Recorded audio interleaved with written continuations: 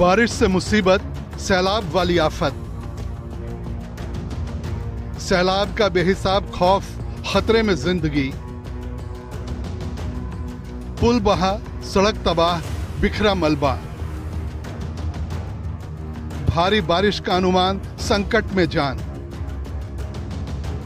सड़कों पर घुटनों तक घुसा पानी, सैलाब में डूबी गाड़ियां, धंसी हुई सड़कें, जगह जगह पानी का सैलाब। ये गवाह है सिस्टम की नाकामी का। ये तस्वीरें सिस्टम की पोल खोलने के लिए काफी हैं। ये तस्वीरें गवाह हैं उस लचर व्यवस्था की जो आज ही नहीं, हर साल मॉनसून आने पर सिस्टम की पोल खोल देती हैं। ये किसी एक जगह का हाल नहीं है, बल्कि देश भर में, शहर शहर में, गांव गांव में, गली गली में ऐसे ही हालात हैं।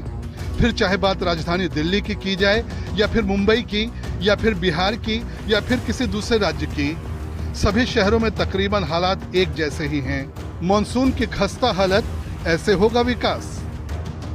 आप देख रहे होंगे 4 दिन से लगातार बारिश चालू, उसके कारण गंगा में बहुत बाढ़ आई है और गंगापुर डैम से कम 6000 के पास पानी छोड़ा गया है। और हमें हर साल यही दिक्कत होती है। बाढ़ आने के कारण हमें प्रशासन ने कहा है कि दुकान जल्दी से जल्दी ऊपर निकाल लीजिए या बंद कर दीजिए, और हमें हर साल दिक्कत होती है। इसकी वजह से हम सरकार से ही मांगते हैं कि हमें कुछ, अगर हमारी दुकान में कुछ हानि वगैरह हो तो आप कुछ सहयोग या कुछ मदद कीजिए हमें। हमारे यहाँ हर साल बारिश के दिनों में बाढ़ आती है। सब कलेक्टर हमको सूचना भी देते हैं कि आपके आसपास का कोई जो परिसर है वो खाली कर दीजिए। और हमारा नुकसान भी हो रहा है क्योंकि बाढ़ आने की वजह से हमारा सलून का दुकान है, जैसे कि मूर्ति उड़ती की है, तो गंगापुर डैम से पानी जो छोड़ा हुआ है, ये बारिश रुक ही नहीं रही है, 2 दिन से चल रही है। तो उस कारण से हमें गवर्नमेंट की तरफ से आदेश आया हुआ है कि जल्दी से जल्दी दुकान खाली कर दीजिए और उसके बाद दुकान शिफ्ट कर दीजिए, ताकि किसी प्रॉब्लम ना हो। विदेश जैसी सड़कें पाने के लिए विदेश जैसा काम भी करना होगा। सोए हुए सिस्टम को जगाना होगा, क्योंकि हर साल जब पानी बरसता है तो नेता एक दूसरे पर आरोप लगाते हैं और यही काम चलने लगता है। ऐसे ही बारिश का मौसम चला जाता है, साल गुजर जाते हैं और बातें खत्म हो जाती हैं। कई राज्यों में मॉनसून दस्तक दे चुका है, लगातार बारिश हो रही है और पानी सिस्टम की पोल खोल रहा है। राजस्थान में मॉनसून की बारिश का दौर जारी है। सवाई माधोपुर में भारी बारिश से बाढ़ जैसे हालात हो गए हैं। यहाँ जिला कलेक्ट्रेट तक पानी भर गया। वहीं सीकर में विधायक के घर में पानी घुस गया। पूर्वी राजस्थान में लगातार हो रही बारिश के कारण नदियों में पानी आ रहा है। इस कारण कोटा बैराज और काली सिंध बांध से पानी छोड़ा गया। बीसलपुर बांध में भी लगातार पानी आ रहा है, जिससे बांध का गेज बढ़कर 313.74 RL मीटर तक पहुंच गया। देश के कई राज्यों में मानसून की शुरुआत के साथ ही भारी बारिश और बाढ़ ने तबाही मचा दी है। पहाड़ों से लेकर मैदानी इलाकों तक सैलाब का मंजर है।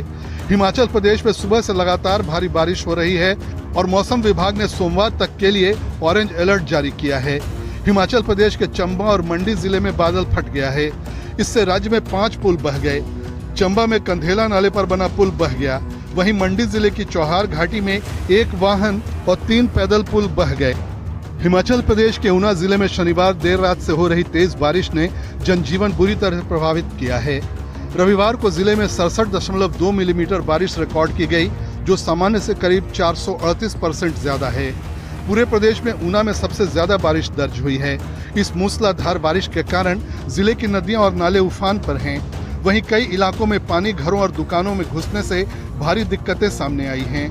ऊना मुख्यालय के साथ लगते झलेड़ा क्षेत्र में हालात सबसे ज्यादा खराब हैं। यहाँ पेट्रोल पंप, वाहन शोरूम, खेतों और घरों में बरसाती पानी घुस गया, जिससे लाखों रुपए का नुकसान होने की आशंका है। स्थानीय लोगों का कहना है कि नालों और खड्डों की समय पर सफाई न होने और खराब जल निकासी व्यवस्था के कारण हालात बिगड़े हैं। सड़कों पर तेज बहाव से पानी गुजर रहा है, जिससे लोगों का बाहर निकलना मुश्किल हो गया है।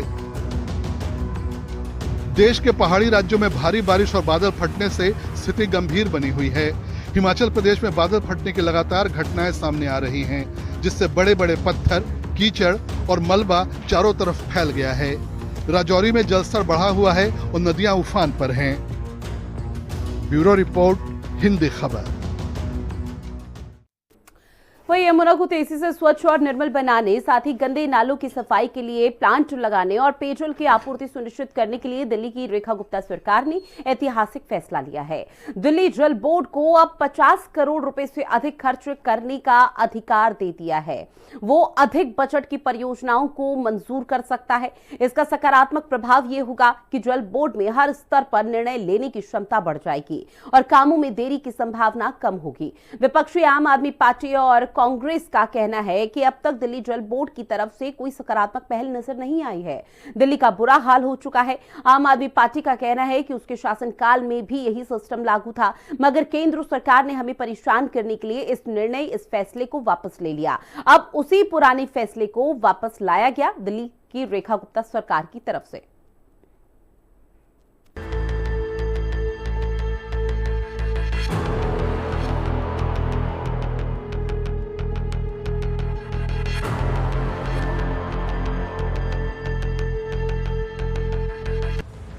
दिल्ली सरकार ने जल बोर्ड के वित्तीय अधिकारों में इजाफा किया है।